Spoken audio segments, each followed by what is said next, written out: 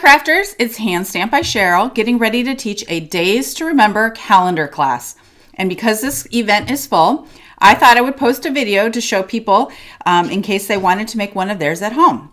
So if you're interested in any of these products, you can see my website up here. And if you ever place an order online, make sure you use my monthly host code. And if you enter that at checkout, I send you Happy Mail. Now, let's get started. The Days to Remember stamp set is found in the annual catalog that goes until April 30th, 2022. So this stamp set will be around till at least then, and then we'll figure out if it's going to carry over or not. You can find it on page 18 of the catalog, and you can see here that it includes 26 photopolymer stamps.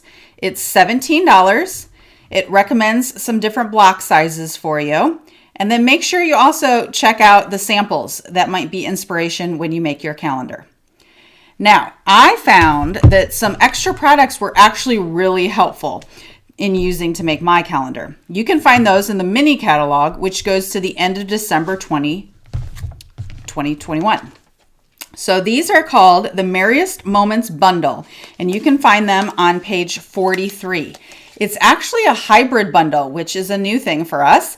And so the dies and this embossing folder are meant to cut and emboss in one run through of your die cut machine. And then the stamp set goes with it. So these are currently all for $54. We just found out that these are carrying over to the next year's holiday catalog. So there'll be a time where they're not available, but they'll be back next holiday catalog. The only downside with that is they're not going to be available as at the bundled price. You would have to buy them each individually, I believe. Okay, so you can see more on page 43. It looks like a Christmas stamp set. However, I did make a really pretty fall card using it. So what I love about these dies, it comes with 16, but so many that they didn't even fit on my magnet sheet. I had to stuff some in the back. And so these two are the ones that I think are most helpful to make your calendar. So the one on the outside cuts out a frame, and then the one on the inside is a stitch rectangle that is a perfect size for cutting out your calendars. So you'll definitely want to keep that handy. Otherwise, you'll have to just sort of cut it yourself with a trimmer. Okay, so I'm going to set all this aside. Now, here is the calendar that we were making in our class today. And I did a little cheat sheet for people coming so that they can see which color of ink I used for each of the months. Okay, so January is smoky slate, etc. So you can see pictures of all of the different layouts on my Facebook page in case you wanted to case any of them. But what I want to show you is how to use the stamp set to make the calendar. Because when you open it, it's actually a little confusing. I mean, look at this big stamp here. It has 1-1, but it has multiple 30s and different 31s, and you're sort of a little confused looking at it. And Stampin' Up! Didn't even record a video to show us how to use it, so we sort of had to stumble around and figure it out ourselves. You will definitely want an eye block. The eye block fits the long number stamp set, and then you can pick how you want to display your days of the week, starting on Monday or starting on Sunday. I chose Sunday, and I'm putting mine on a D block. However, you could use a different size if you wanted. Okay, then I cut down some basic white cardstock and using my grid paper. It's about 4 1/4 by almost 3. Doesn't really matter the size. It needs to be at least that big, but it can be bigger than that. And I stuck with all white just for simplicity's sake. Okay. Now, because this is a photopolymer stamp set, you want to make sure you're using a foam pad underneath so that you get an even pressure when you do your stamping. Okay, so I'm going to take one of these here. And remember, January is going to be smoky slate, so that's the ink color that I'm going to use. I like to pop it up at the top so my fingers don't get as inky. Now, one thing you'll absolutely need in order to make your calendar is a printout of the days in the months of the year. So this I found on the internet. It's for 2022, and I loved it because it's clear, fits on one page, and it has all 12 months. So you can see here that January 1st falls on a Saturday. So that's what you need to know. So when you come to your stamp set, you are going to stamp it where January 1st is on a Saturday. As you can see there, it's the only one by itself over on the right. So when I put it on my ink pad, you'll want to do it this direction because it's a perfect size for the 7 days of the week. If you go this direction, you have more than the 7 days of the week, and then you'll have ink in places you don't want. So it's imperative that you stamp it like this. So the 1 is as far over to the right, and I'm making sure to not get this row here because that's not included in the January months.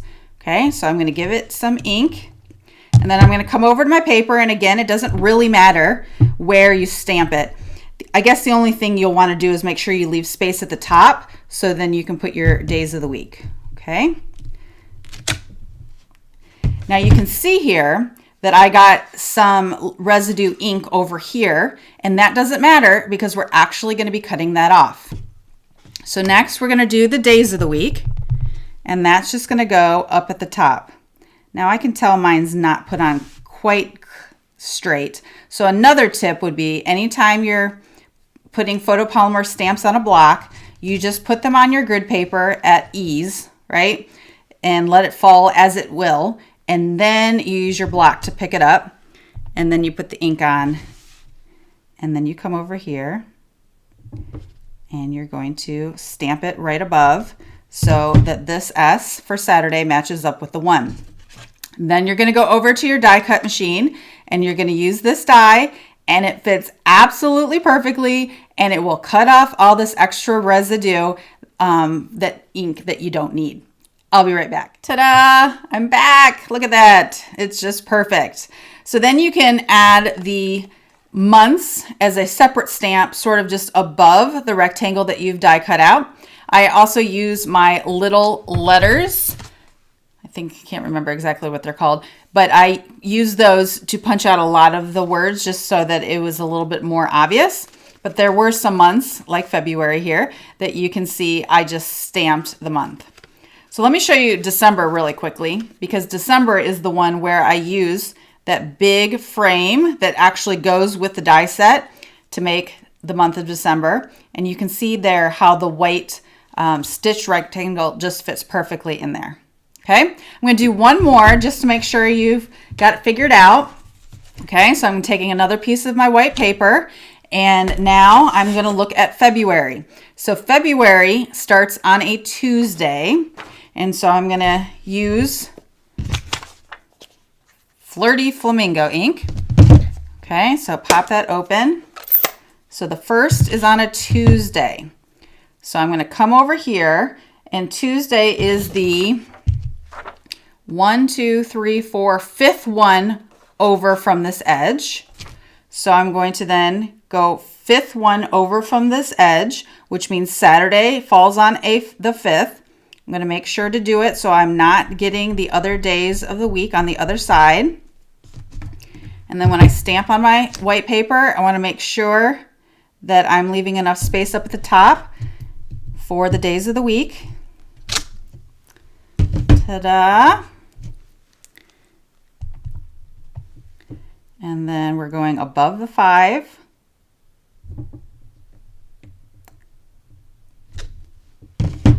Okay, and then as you can see there, this die will cut it out perfectly.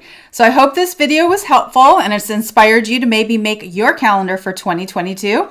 Again, if you're interested in any of these products, make sure to check out my website. Let me know if you have any questions and show me a picture of the calendar that you make. Happy New Year!